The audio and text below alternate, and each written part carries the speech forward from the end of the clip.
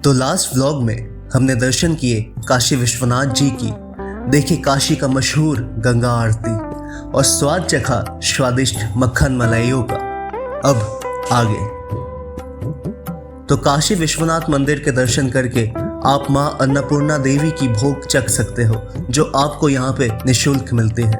यहाँ पे सुबह के ब्रेकफास्ट और दोपहर के लंच की भोग लगाई जाती है।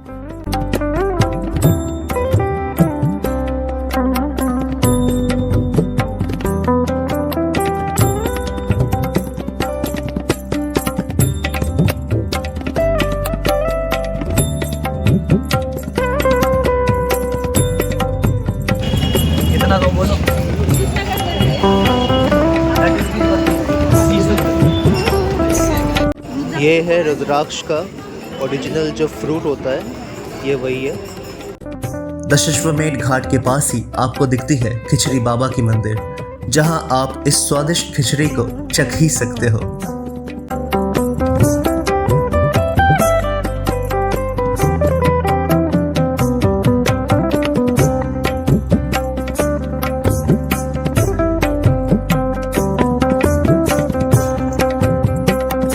तो आज हमें जाना था सारनाथ के दर्शन के लिए।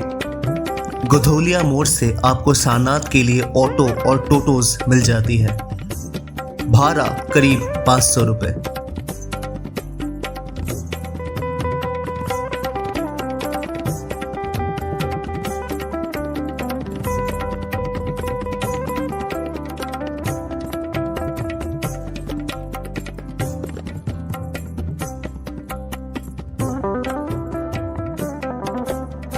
कुछ ही वक्त में हम पहुंचते हैं सारनाथ में, या कहे भगवान बुद्ध के सारनाथ में। सारनाथ बौद्धों के लिए सबसे पवित्र स्थानों में से एक है, जहां भगवान बुद्ध ने ज्ञान प्राप्त या एनलाइटेंड होने के बाद अपना पहला उपदेश दिया था। इस पूरे घटना को धर्म चक्र परिवर्तन या कानून के पहिए को गति में स्थापित करने के रूप में जाना जाता है। चलिए सारनाथ के बारे में कुछ और बेहद इंटरेस्टिंग फैक्ट्स जान लेते हैं। हम लोग पहुंच गए हैं सारनाथ दर्शन करने। अभी यहाँ से आप लोगों को ट्रैवल गाइड्स जो है वो, जो कि संस्था की तरफ से ऐसे गाइड्स आपको मिल जाते हैं। ऐसे बाहर में ये लोग गाइड्स आपको गाइड करेंगे और पूरा ये घुमा के दिखाएंगे। और अभी आप लोग सब बनारस सारनाथ प्लेस में ही, ये कैंपस का नाम है थाई बौद्ध विहार। यहाँ का जितना मेंटेनेंस होता है सब थाईलैंड गवर्नमेंट करती है, इंडियन गवर्नमेंट नहीं करती है। उसके बाद ये सर सारनाथ प्लेस जो है गौतम बुद्ध जी के नाम से फेमस है, क्योंकि गौतम बुद्ध जी ने अपना पहला उपदेश सारनाथ प्लेस में दिए थे, धर्म चक्र परिवर्तन के नाम से। गौतम बुद्धा जी के 4th प्लेस इंपॉर्टेंट मानते हैं। फर्स्ट उनका बर्थ प्लेस लुम्बिनी नेपाल, जहाँ पर उनका जन्म हुआ। सेकेंड प्लेस है बोध गया बिहार, जहाँ पर उनको एनलाइटमेंट ज्ञान की प्राप्ति हुई। और तीसरा प्लेस आता है ये सारनाथ। सारनाथ जो है बुद्धिज्म का तीर्थस्थल बोलते हैं तीसरा, और यहीं से बुद्धिज्म ऑल ओवर वर्ल्ड में गए हैं। सारनाथ में गौतम बुद्धा जी ने अपना पहला उपदेश दिए थे, धर्म चक्र परिवर्तन के नाम से। 4th प्लेस है कुशीनगर गोरखपुर, जहाँ पर उन्होंने महापरिनिर्वाण, वहाँ पे समाधि ली, जिसको बोलते हैं इच्छा मृत्यु। कुशीनगर गोरखपुर में आप लोग जाएंगे, वहाँ पे ज़्यादातर सोए हुए मूर्ति मिलती है, क्योंकि वहाँ पर उन्होंने समाधि लिए थे। उसी प्रकार आगे गौतम बुद्ध जी के 4 मूर्ति हैं, अलग अलग मुद्रा में बना के रखी गई हैं। वहाँ पर चल के मैं आपको एक एक करके उसके बारे में बताऊँगा। यहाँ पे सर गौतम बुद्ध जी के देखिए 4th स्टैचू जो अलग अलग मुद्राओं में बना के रखे गए हैं। फर्स्ट ऊपर में जो मूर्ति ऐसे की हैं सर, वो ध्यान मुद्रा में बनाए गए, मेडिटेशन पोज। और बीच में जो स्टैचू ऐसे की हैं, ये अभय मुद्रा बोलते हैं। अभय मतलब होता है किसी से डर नहीं, किसी से भय नहीं, अभय निर्भय। इसको आशीर्वाद मुद्रा भी बोलते हैं। और लेफ्ट एंड राइट जो स्टैचू, दोनों सेम स्टैचू, दोनों जो उपदेश मुद्रा के नाम से जानते हैं, जिसको धर्म चक्र परिवर्तन भी कहते हैं। और उसके बाद ये जो ट्री है, हिंदुज़म में इसको हम लोग पीपल का पेड़ बोलते हैं, लेकिन बौद्धिज्म में बोधि वृक्ष। बोधि वृक्ष एक ही है मैम, वो है बोध गया बिहार में, जिस ट्री के नीचे गौतम बुद्ध जी को ज्ञान की प्राप्ति हुई थी। श्रीलंका कोलंबो अनुराधापुरम, जहाँ पे सम्राट अशोक के बेटे और बेटी ने लगाया था, संमित्रा और महिंद्रा ने। यह 3rd है अनगारिका धर्मपाल जी के द्वारा लगाया गया। महाबोधि सोसाइटी के फाउंडर हैं अनगारिका धर्मपाल जी, जो 1987 में यहाँ पर रिप्लांट किया गया। तो इसको भी बोधि वृक्ष के नाम से जानते हैं। 5-6 दिनों अभी इसका स्ट्रक्चर बनेगा, लेकिन इसके बारे में आपको बता देता हूँ। ये जो स्टैचू में ये इसको भूमि स्पर्श मुद्रा बोलते हैं। भूमि स्पर्श मुद्रा क्या होता है? जैसे हम लोग इंसान को नॉर्मली हाथ इतना बड़ा होता है, गौतम बुद्ध जी का हाथ जो था घुटने के नीचे था, और जब ये ध्यान करते थे तो इनका एक हाथ हमेशा जमीन पे टच होता था। ये उसी को बोलते हैं भूमि स्पर्श मुद्रा। गौतम बुद्ध जी के हाथ भी लंबे थे और कान भी लंबे थे। तो ये काल्पनिक तौर पर मुद्रा को दर्शाया गया है। गेस करिए ध्यान से।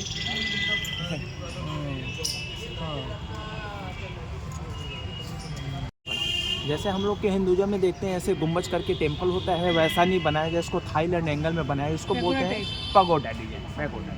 ये बुद्धिस्ट लोग का टेम्पल थाईलैंड गवर्नमेंट द्वारा टेम्पल को बनवाया गया 1964 में। टेम्पल के अंदर गौतम बुद्धा जी के बिग साइज स्टैचू है। स्टैचू की हाइट है 9 फीट 5 इंच। सिंगल 1 स्टोन का बना हुआ मूर्ति है, गोल्डन पॉलिश करके रखा गया आशीर्वाद मुद्रा में। टेम्पल 2 पार्ट में, फर्स्ट पार्ट में गौतम बुद्धा जी का बिग साइज स्टैचू है और सेकंड पार्ट जो है मेडिटेशन हॉल है। इधर मोनेस्ट्री मॉन्क्स लोग रहते हैं। मॉर्निंग 6 to 10 o'clock ये ओपन रहता है मेडिटेशन करने के लिए।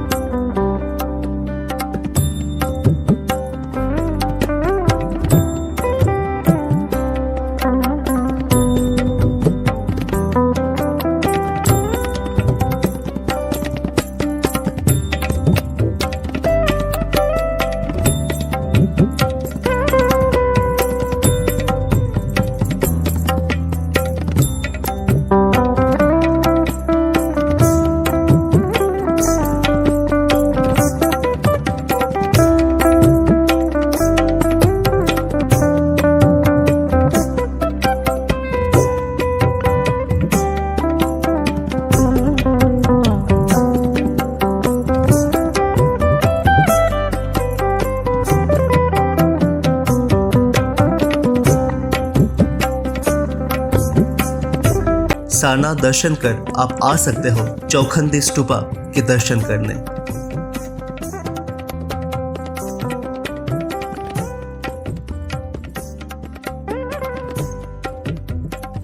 ऐसा माना जाता है कि चौखंडी स्तूप मूल रूप से 7वीं और 8वीं शताब्दी के दौरान ही सिरीदार मंदिर या टेरेस टेम्पल के रूप में बनवाया गया था और ये उस स्थान को चिन्हित करता है जहां भगवान बुद्ध और उनके पहले शिष्य बोध गया से सारनाथ की यात्रा करने के वक्त मिले थे।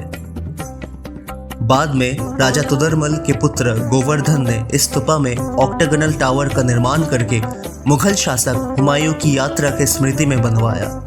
आज ये स्तूप एक ऊंची मिट्टी का टीला है जो ईंटों से बनी इमारतों से ढका हुआ है, जिसके ऊपर ऑक्टागोनल टावर का निर्माण किया गया है।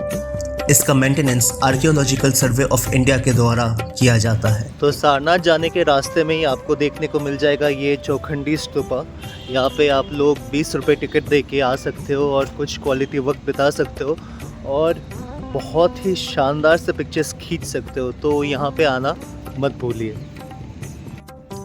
पर ये ध्यान रखिएगा कि इसका जो टिकट है ये आपको ऑनलाइन बुक करना पड़ता है। आपका पैन या आधार कार्ड का डिटेल्स ये लोग मांगेंगे, तो ऑनलाइन में आप ये टिकट बुक कर सकते हो 20 रुपये दे के और यहाँ पे आप आ सकते हो और ये जो टॉम है मेरे पीछे इसका दर्शन आप लोग कर सकते हो।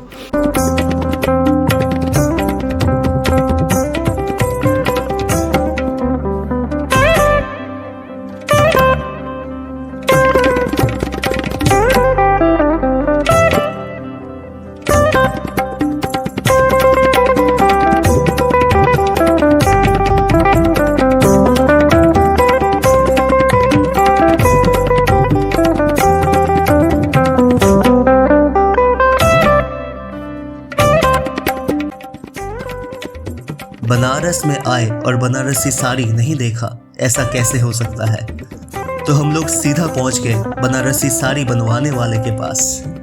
पुराने समय में बनारसी सिल्क फैब्रिक सबसे हाईएस्ट क्वालिटी सिल्क जारी थ्रेड्स और गोल्ड या सिल्वर के एलॉय से बनता था। अब असली सोने और चांदी की जगह इसे अफोर्डेबल बनाने के लिए गोल्ड और सिल्वर कलर्ड थ्रेड्स की इस्तेमाल होती है। बनारसी साड़ी बनाने की पूरी प्रक्रिया हैंडमेड होती है। इसे बनवाने के लिए लगभग 3 कुशल कारीगरों की जरूरत होती है। करीब 15 से 20 दिन और 5600 धागों का उपयोग करके एक साड़ी बनवाई जाती है। जहां एक कलाकार धागा बुनने के लिए जिम्मेदार होता है, जबकि दूसरा रेशम को रंगता है और तीसरे को इस सिल्क बंडल की देखभाल की दायित्व मिलती है।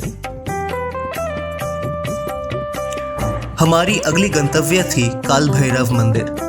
परंपराओं के अनुसार भगवान शिव इस रूप में भय को हरे थे। वो अपने भक्तों को लालच, क्रोध और इच्छा जैसी बुराइयों से बचाते हैं। वो समय और मृत्यु से परे हैं। पुराणों के अनुसार देवों और असुरों के बीच एक संघर्ष के दौरान राक्षसों को हराने के लिए शिव ने काल भैरव जी की रचना की थी और बाद में अष्टंग भैरव की रचना हुई। इन 8 भैरवों ने अष्टमत्रियों से विवाह की, जिनका स्वरूप भी भयावह है।